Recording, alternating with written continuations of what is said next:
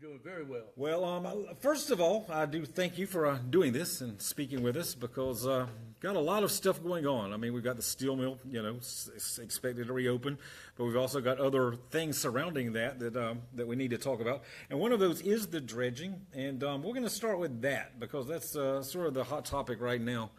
Is the dredging of the port. Now, first of all, before we get to that, as I promised, I do want to let people know who you are. Now, I know a lot of people watching this know who James Sanderson is, and they've known him for a long time. But there are some people that are dealing with the steel mill and the steel mill. 1974. Wow, 1974. I came to Georgetown in 1973. Yeah. So did you come here for this job? Yes. Yeah. I moved to Georgetown as a result of being hired by Georgetown Steel as an electrician. Yeah. And I eventually went into electronics and then became president of the United Steelworkers in 1988. I have held numerous positions within the local union. And my background is working with people and for people, and I enjoy helping people.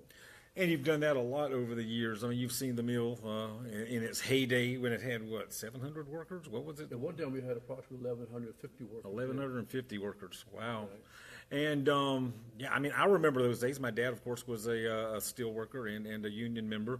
And I guess one of my fondest memories of the days gone by is the parties, the Christmas parties. Yes. That the steel mill would throw at the National Guard Armory. Yes. I mean, those were just like family oriented. Man, I loved it. That made Christmas. I mean, because they just did the whole armory up, and we got cool presents. I mean, they gave away cool. I mean, it wasn't those cheap stuff. They gave away some expensive presents. Nice stuff. So I mean, in full disclosure, the steel mill is part of my family. My dad worked here, for about 15 or so years, and so it's been a part. So you did that. The steel mill has been a part of everybody's family here in Georgetown. Yeah, it has. Not just the workers. Yeah. They have played a very important role in the economic interests of Georgetown.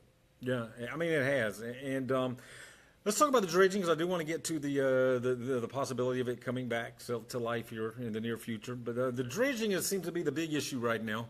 Now let's go back to 2014. There was a referendum held. The voters in Georgetown County were asked whether or not they would approve a 1-cent sales tax increase, and that money would be used to, in part, dredge the port of Georgetown. Why does just for people not familiar with this story, why does the port need to be dredged to begin with? What's wrong with it? The port right now does not have the depth needed to help the bigger ships come in to the dock here in Georgetown at the steel mill. Mm-hmm. And we had recently had to ship our pellets by barge up to Wilmington. And then we had to truck them by truck on the highway here to Georgetown, which increased the overall operating cost. Uh-huh. And plan to become back sustainable, that port has to be dredged. That port has been a vital interest here in Georgetown. We have a natural asset in the way of that port. And we need to be good stewards of that port. We should not abandon it. I go back to the days when John Jenrette was the congressman, then Arthur Avenel, then Mark Sanford. We worked hand in hand in getting the money needed to get the port dredged. And up until recently, that port was very important for the overall economy here in Georgetown and to the state of South Carolina. But when the ULI study came in, they wanted to transform the port. And just real quick, ULI is the Urban Land Institute study that the city commissioned last year, and they had all the meetings. And, right. Yeah. And what their recommendation was is to knock the port out. They don't want that port there because it gives a false sense of security if anybody sees that port. Well, I beg to differ with them. I think when they first came up, the ULI here in Georgetown, we were in support of that because at the time, we did not know if anybody was going to step up and buy the steel mill. So we commended the leaders for stepping up and wanted to pursue other alternatives on what to do with the property because we had no idea what was going to happen. Because you took a lot of flack. People said you waffled on the issue. Exactly. That you supported it for the ULI at first, but then, as you're saying now, and everybody knows, there was no Liberty House group looking to buy at least we did not know there was a Liberty House group wanting to buy the property when the ULI study was concluded. So that's why you. And that's where we fault the leadership here in Georgetown County, is for not being open-minded enough to know that at the time when they made the decision to proceed with the ULI, they only had the facts at the time to proceed with. Since then, there has been other facts that have surfaced, and one of them in particular was Liberty House is going to be buying the steel mill. That should have been enough for them to back up and say, hold it. What we need to do is sit down and reevaluate on what we should do now with this property, instead of wanting to just try to zone it to where the steel mill can't reopen it up again. So it really alienated a lot of people here in Georgetown when they see city council act in that type of manner, as being disconcerted about the way that people have to live here in Georgetown. So we felt very strong about trying to do everything we can by changing the leadership of city council. We're not done yet. There's an election coming up on November this year that we still have to work on to make sure that we get people elected to these positions that's going to do the will of the people and not their own self-interest. So in your opinion, what you're saying, and I'm not trying to put words in your mouth, but what you're saying is you think the union and what happened with ULI and the steel mill rezoning is why Mayor Jack Scoville did not win the primary? I feel very confident that played a vital role in his defeat, because the people care about jobs, and they care about a good, secure family having the income to come in to support that family. And when you have somebody that wants to disregard the input of the people, then it's time for a change. And I think that Scoville, not listening to that, he was still wanting to move forward with his agenda.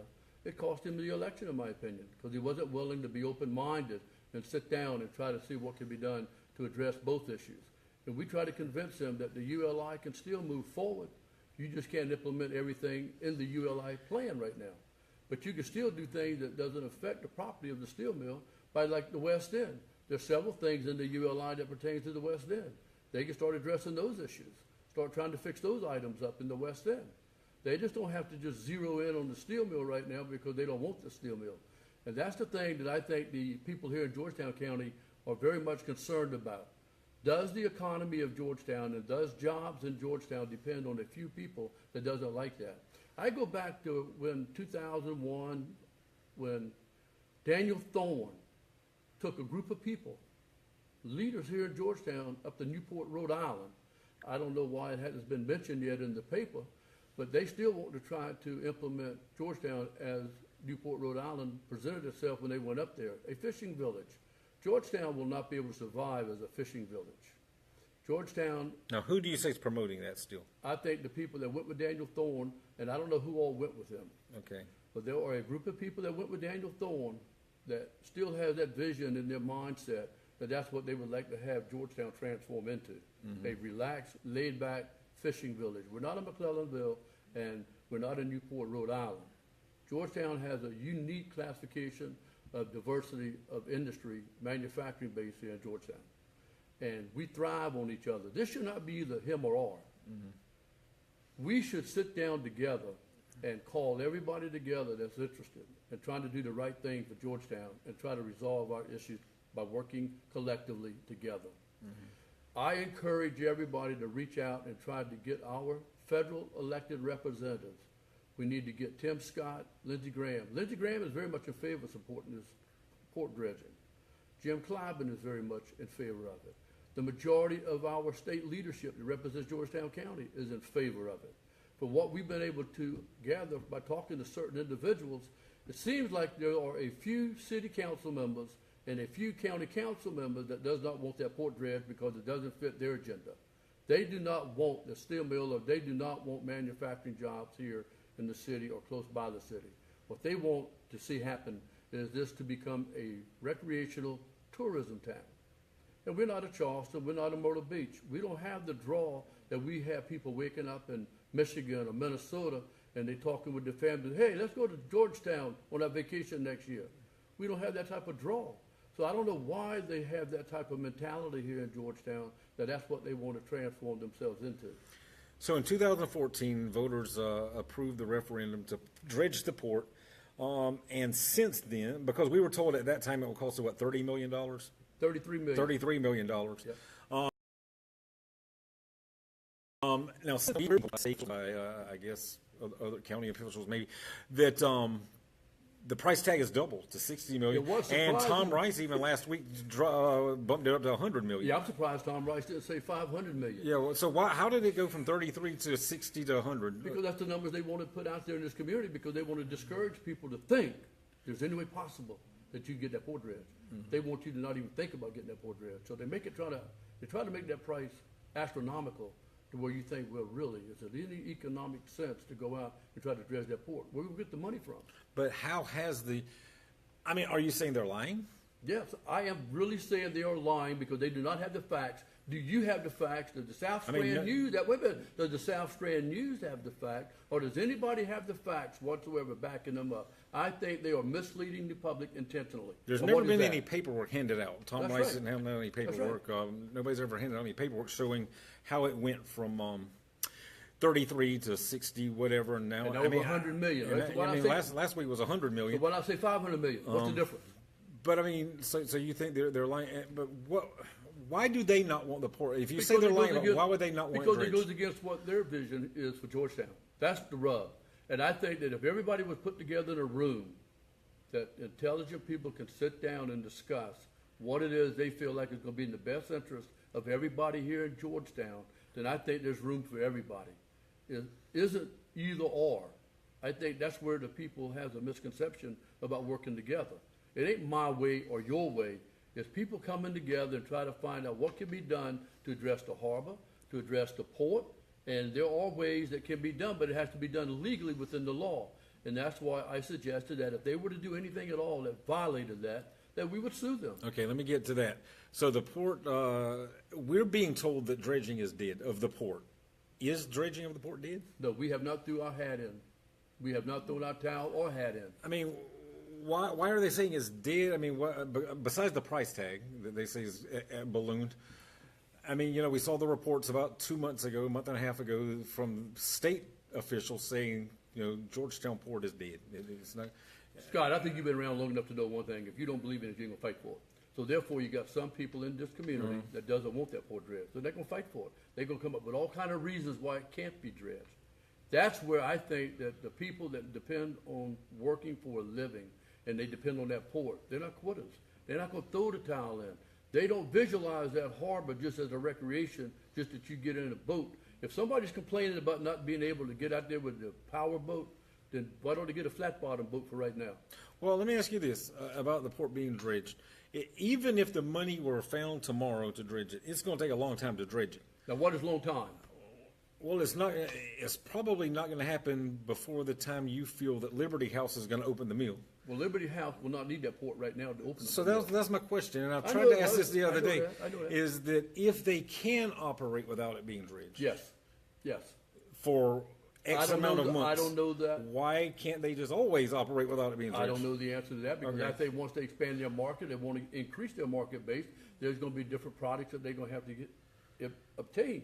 But they may need to They may need to bring in larger ships in our port. But if it opens, are they going to tell the city and county and state, okay, we need this port dredged by this date in this year, No. or we're going to have to close down? No, they will not put no deadlines on anything. But let me just say one thing. Okay. That port is just not narrowed to Liberty. Mm-hmm. That port is an asset for the citizens of South Carolina. It happens to be in Georgetown, but everybody in this state would benefit by that port. And that's the main, I feel like, issue that people have to focus on. Stop thinking about it as just for yourself. That port will benefit everybody in this state and states beyond us, because we don't know exactly what all bulk products, bulk break products we may get cargo to come into Georgetown that may be shipped to different areas of South Carolina, may go to North Carolina, may go to Georgia. We don't know. Now, let me ask you this. The port right now is how deep, and how deep does it need to be? We would like to see the port at least 24 to 25 feet. It can go to 27 feet. But right now, I think it's currently maybe 16, 17 feet in some places. It may be less than that in some places. So it needs I have not went out there in a boat. with a measuring stick? Right. You ain't got your I have ruler not- out there? I have not done that. Okay. Now, let's go to the issue that came up last week, and I guess even a little bit before that, with the harbor. Now, to kind of explain, there's the port, which is near the port, and it goes out to the ocean, right? And then there's the harbor, which is that area between Front Street and Goat Island and surrounding that area. That's mainly used for recreational purposes, if I'm not mistaken. That's for fishermen, people coming in on boat to visit the restaurants, whatever, or just go out for a boat ride. Now we're being told that Mr. Edwin Giroux came to Georgetown City Council last week and said that that needs to be dredged. He says in some places it's only like 2 feet deep on low tide. And the suggestion came up to possibly using some of the port dredging money to do that. That's not what you like. Absolutely, that's not what the citizens voted on. And I printed it, I sent this email out to several people here in Georgetown, but the Georgetown County Chronicle was distributed in October here in Georgetown 2014. Right. And in this, it described what the capital projects were going to be as a result of the 1 cent sales tax if approved. And the one thing that it says point blank, dredging. The dredging component would include 2 projects, the first of which would be dredging of the Georgetown port to a depth of 27 feet. But prior to this paragraph right here, I draw your attention to this. Details of the projects are as follows. Revenues from the tax could only be used to fund these specific projects as described below. So the only dredging they talk about here under the 1 cent sales tax was the dredging of the Georgetown Port and Murrells Inlet. And the Murrells Inlet, it specifically stated for recreation. The Murrells Inlet referendum for dredging, it states right here that sales tax will provide a match to secure state and federal funding for dredging. Additionally, the dredging component includes dredging of Murrells Inlet, which would also bring economic benefits, including from tourism. The inlet is an area that contributes significantly to the county's economy, Hemingway said. So the Murrells Inlet port dredging has already been taken care of. That's where the recreation comes in at. If anybody here in Georgetown thinks that the ports, the people why they voted on it, was for recreation, they're sadly mistaken. And the facts are right here and what was distributed by the county of Georgetown. They mentioned the Murrells Inlet dredging at the meeting, and they said, well, if I'm paraphrasing here big time, but they basically said if Murrells Inlet got it, Georgetown deserves it too. They have their harbor dredged just like that's not what the people voted but it's not spelled out in the it's spelled out. It's very much spelled out what they can be using that money for. That's where the people doesn't understand the law. Now, in fairness, let me say the city has not said they're doing this. They basically took it as information, and Mayor Jack Scoville said that we're going to send it to Attorney Elise Crosby and maybe some other attorneys to look at it and decide if we can do it. They haven't said they were going to. Well, we don't have an apprenticeship program for city government or county government. People there should understand exactly what it is they're saying. And if you think that this is really unambiguous language, then I feel this is not ambiguous language. It's very more, I feel like something that somebody wants to twist and try to put something in there. If you go back and look at the story, what they say in Al Joseph, well, they want to try to substitute a word, put this, people didn't vote on that. And this is, and I give you the actual referendum that appeared on the ballot. And this is the actual referendum that people voted on when they went to the poll. Right. So the people know what they voted on. If they don't like somebody telling them what they feel their interpretation is of what they voted on. So you have said if plans do move forward to use some of the port dredging, some of the port dredging money for the harbor dredging, we'll see a lawsuit. Absolutely, because we feel that the government, city government, county government, does not have the authority to take money that the people were told what was going to be used for to try to amend it, change it, modify it. It doesn't say that on the referendum. Because what it would do is it would give the people the impression, well, why do we believe anything that anybody says in government, even though they put it in writing? If you and I were on city council and we wanted to raise money and we can say, you know what, let's go out there and put a referendum out there and tell the people we're going to do this. But me and you in the background said, we ain't going to really do that. Let's just get it passed. And then once they pass it, we can do what we want to with it because we got a pot full of money. We can use what we want. That's not the trough that the people think they put in place for the city government or county government just to dip their hands into and start using it. Right. No. If they find out later on that whatever happens with the port, then the one thing they should do right now immediately, when they find out that the money's already been done for the port, they should put that in an interest bearing until the final outcome is made on what we're going to do with the port. Before that final outcome is done, I do believe, again, like I said, Tim Scott, Lindsey Graham, and our 7 congressmen, one of them, Tom Rice, should get together here in Georgetown, along with our state leadership, get Hugh Leatherman, and find out point blank, okay, look, where are we going at with the port? I think everybody in this county, state, should come to grasp with whatever they think about the port and be held accountable. You hear, and the only way you're going to do it is get them all in the same room, because you get them one-on-one to tell you all kinds of different stories. Yeah. And I don't come to the point right now, I don't believe hardly half of what people tell you as a politician. If the port's dredged, let's say it does happen, and it gets to the 24, 25 feet that it needs to be, what else could the port be used for? I know it could be used for steel hauling, back and forth, paper mill maybe as well. I mean, but we've heard tales over the years about maybe a cruise ship or things like that. I mean, what could the port be used for besides the steel industry? You can market it for anything that you feel like would be beneficial for the economy here in Georgetown and the state. And what I think what would have to happen is that people would have to get together and explore all the opportunities out there, business-wise, that would be a good fit for Georgetown. And there's a lot of businesses out there that would love to come into Georgetown if they had deep water access. Mm-hmm. But you have to have something there to sell it and promote it to be able to do that. So what's the next step for the union workers or union members? I mean, are you going to attend the next city council meeting or what? Well, I feel like this right here when it comes to attending meetings. Some people said, well, you need to have, why do you have to have a group of people there for them to do the right thing anyway? So I need to have an audience out there for me to do something that's right. I could be at a meeting with nobody present and still represent my constituents because I know what the right thing is to do. But I got to have an audience full of people to grandstand and try to impress people? No. I think when you run to offer your services to the people of Georgetown or anywhere that you want to be a representative for helping people, you do it because you have that commitment in your heart. You don't care who's out in that audience. Now, are you against the dredging of the harbor behind Front Street if it's come from another pot of money somewhere else? No. They can raise the money themselves and get it dredged if they want to. But I feel very confident that once you have a meeting and sit down and discuss with everybody that's involved in making the decision, I think it's going to be a win-win situation for everybody. Because again, I don't believe the numbers that they're throwing out there that it's going to cost that much to dredge the port.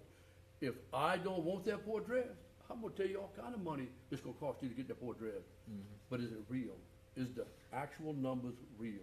Until you get the Army Corps of Engineers, the Senator Lindsey Graham is very much in favor of getting this port dredged. So I know that he will be able to flex his muscle up in Washington to try to get as much help as he can from the other senators. Now, the only one that I've ever heard really come out vocally in support here in South Carolina has been Representative Jim Clyburn and Lindsey Graham. Those two individuals have been steadfast supporting that port here in Georgetown. But it seems like for whatever reason, I'm not talking about, I know Senator Ronnie Sabb supports it, Representative Carl Anderson supports it, but I don't know where the rest of the county council members or city council members stand when it comes to dredging that port. Mm-hmm. Let's move on to the next topic, and that is future of the steel mill. Is it still going to open? Absolutely, it's going to open. Yeah? Yes, absolutely. And of course, you know, I'm a reporter, so I got to ask the question, when is it going to open? I think that you'll see probably announced Liberty has a signed labor agreement, so that's very, very comfortable and assuring knowing. So there's no doubt in my mind that it's coming up very fast, and when things starts happening, they're going to start rolling. Now, I can tell you when I was coming here about an hour ago, I did see the CSX Railroad Company actually working on the track going into the steel mill. So, that's right. You know, what does that mean? That's right. The conversation has already been having tracks there. So, I mean, there's a lot of things going on behind the scene that some people in this community does not have the purview of knowing because they have to keep certain things confidential. Mm-hmm. Mm-hmm. So, I mean, if you had to guess, would it be late 2017, early 2018? As far as what? Reopening. So I think it'll be reopening pretty soon. Yeah, but as far as production, I think it will probably be the first of 2018. Okay. And what are they going to make? I know when they closed, they made wire rod. Is that still the same thing? Initially, I think their first product will be rebar. But then I think they will eventually. And what is rebar used for? Infrastructure. Okay. I mean, concrete. It goes into concrete. Because I know people like to tell me the story, in the final days of ArcelorMittal, or how do you say the name? I always get it mixed up. Yeah, the cable in ArcelorMittal. Yeah, the Arthur Avenue Bridge. Arthur Avenue Bridge. When you drive over the Arthur Avenue Bridge, that is the work of Georgetown Steel. Right, absolutely. One of the last things they did before they shut down, which was kind of cool that we got to see their work in such display. Anytime you drive into Charleston. So I'm not trying to be flippant, I promise, but back in April, we thought it would be open by now, or at least getting ready. What's the holdup? This has been a very complicated process, and a lot of things have been going on behind the scenes. It makes it very difficult when you even have the congressman tell you, when Georgetown makes up their mind which direction they want to go to, he'll be behind them 100%, whether it's going to be operating the steel mill or whether the ULI 25 years from now. Mm-hmm. But he said that. Now, what does that make you think for your congressman to say that? Yeah. Doesn't say too much about the community, does it? Well, let me ask you about this, because somebody asked me if I would ask this when I posted yesterday we were going to do this. I know a lot of this, not only here in Georgetown, but across the country, a lot of this, the manufacturing coming back is based on the promises that Trump made about, doing things with the tariffs and stuff like that. So far, he hasn't signed anything. Nothing's been signed, and of course now he's bogged down with North Korea and Texas and everything else. And are you worried that there's no doubt in my mind that the election of Donald Trump played a very vital important role in Liberty House buying our plant. And as far as whether or not the tariffs are put in place before Liberty opens the plant up, that has no bearing on it whatsoever. Okay. The plant will still open regardless if there's tariffs. I know Scoville doesn't believe that. Well, I don't know, but he wasn't the one that asked. Somebody posted. I see him. I see him. But I guess I'm asking that because what if a year or two from now they're still haven't been, or still not in place? You'll see steel being produced by then, way before then. Yeah, but can they still be produced? Or will we be in the same boat we were before with fighting with China and all these places about? It's going to still be much cheaper to have the steel made here with the infrastructure, because Trump is pushing the infrastructure bill. Mm-hmm. It's going to be very much cheaper for the product to be made here and used here, instead of it being made from overseas and shipped back over here. Are you a little disappointed we haven't seen much talk from him about that since the campaign? I'm disappointed with everybody up there in Washington altogether. I'm disappointed with our local government. Mm-hmm. I'm very disappointed with it. Yeah. People should be working together and bringing people. Instead, if they, I don't know if they're grandstanding. They think they want to get a medal put on their chest for whatever. Instead of looking out what's in the best interest of the community, I think all they care about is their own self-interest. Yeah. It's sad, but that's what it looks like. So you say the mill's going to reopen, and you told me before, what was it, 250 jobs? I'm going off memory, and that's not a good thing for me to do. How many jobs to begin with? 300 to 350 350, okay. Right, 300, 350. That's counting the indirect and direct jobs. Okay, well that'll be cool, and 40-hour work weeks. You said I remember that part. That's right, instant jobs. Yeah, you got to wait 20 to 25 years from now to get them. Good benefits. Absolutely. Yeah, good insurance, and people are going to be excited to get back to work. Yeah, they're going to enjoy the benefits. They're going to enjoy the wages.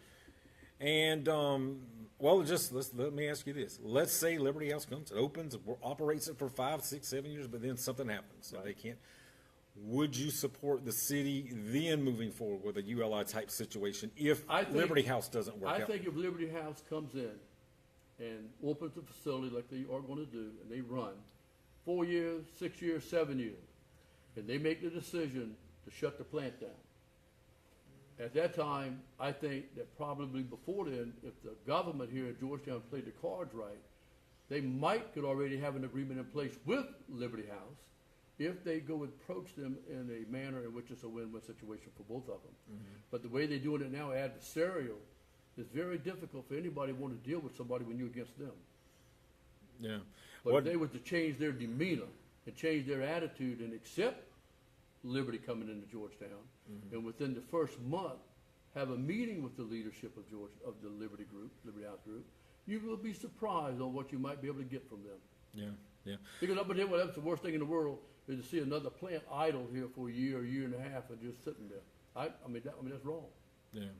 Why is I guess my question, just as a local, and something I've always wondered.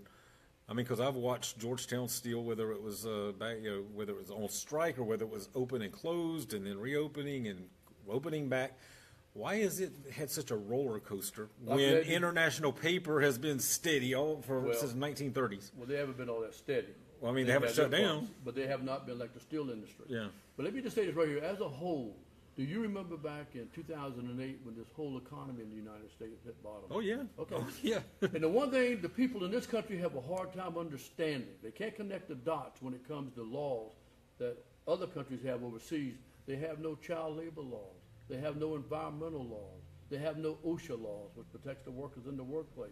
So that's added cost. But when they go over there, they don't have to worry about that cost. They have to have it over here because it's regulated. You have to have that.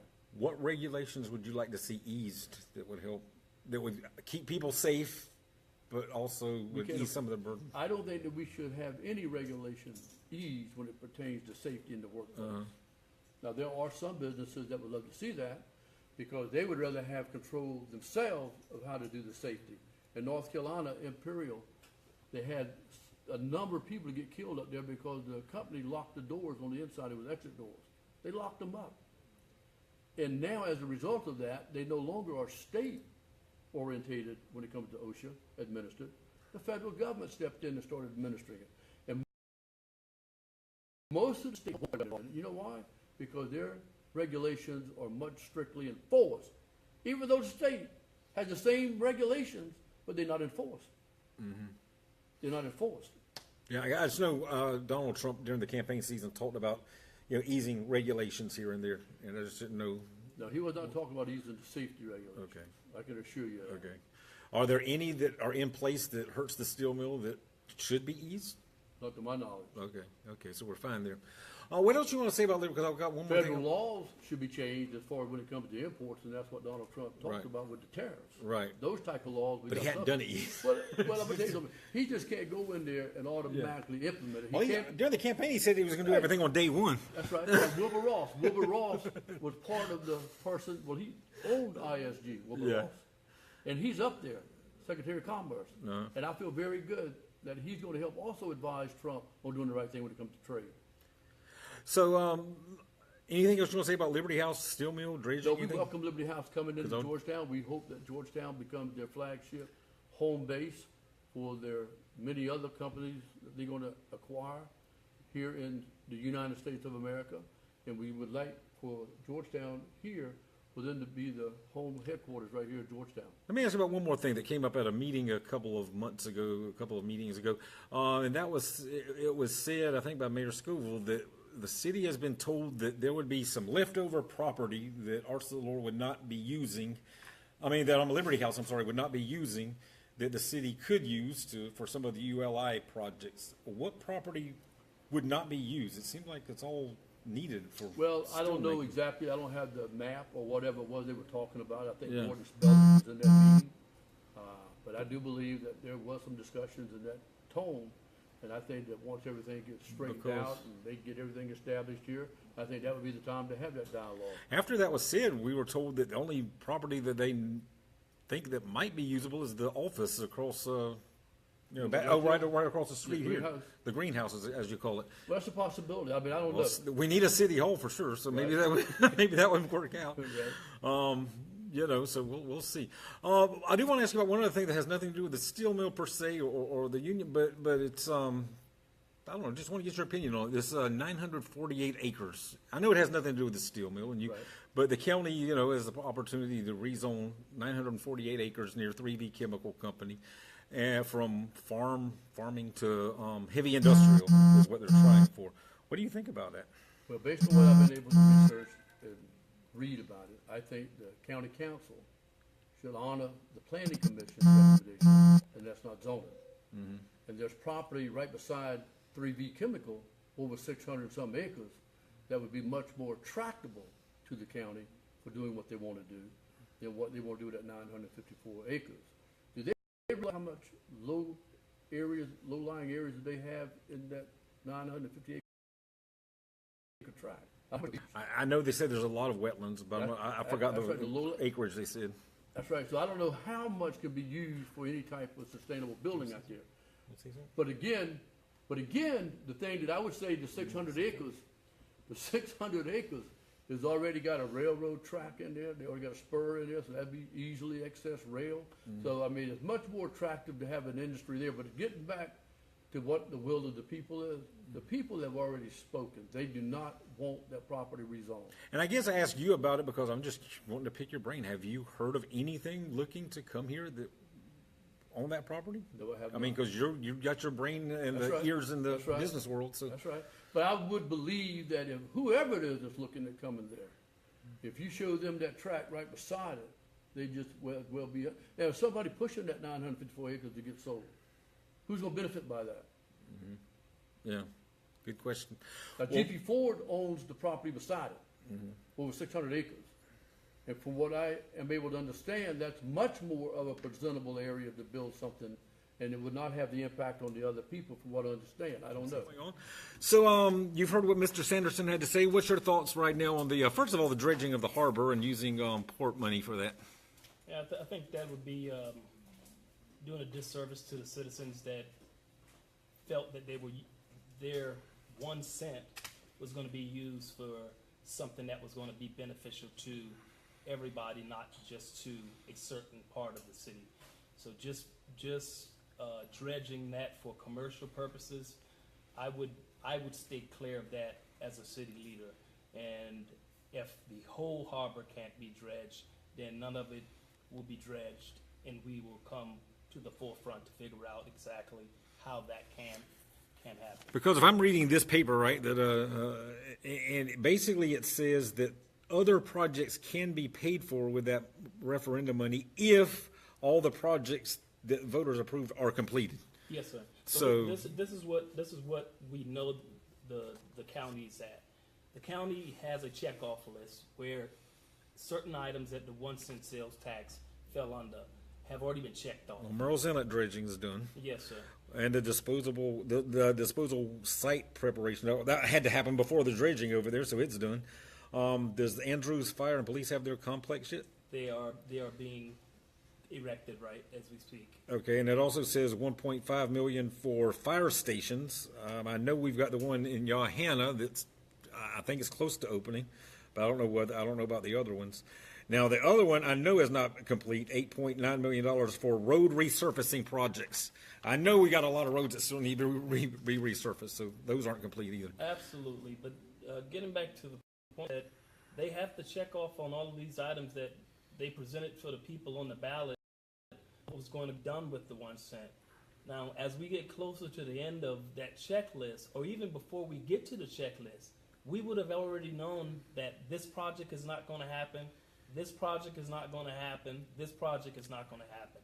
So when you understand that these projects aren't going to happen, you take a financial look and see exactly what you have left and how it can be utilized to benefit the main of the county and the city, more specifically the city. Yeah. Well, very good. So, do you think? I mean, you're on city council, and you hear the behind the scenes scuttlebutt. Do you think the city will pursue this harbor dredging with port money? I do believe. I'm a gambling man. I quit gambling, but if I were to start back for one day, I would say that the city will pursue this for the avenue of from the commercial aspect. In your opinion, is it legal?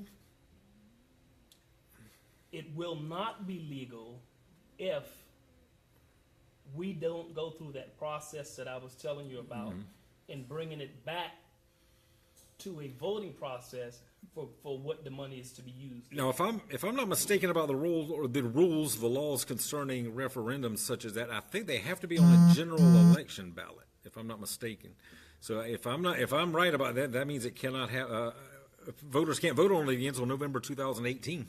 Yes, sir, and that's the case. And that's right around the same time that the 1 cent sales tax expires in 2019. So again, by that time frame, we would have already known that certain projects just not going to happen. But without a doubt, just like you said, the measure has to go back before the people of the city, the county, with reference to what would be done, what's the best thing to be done with the money that's left over from the 1 cent sales tax.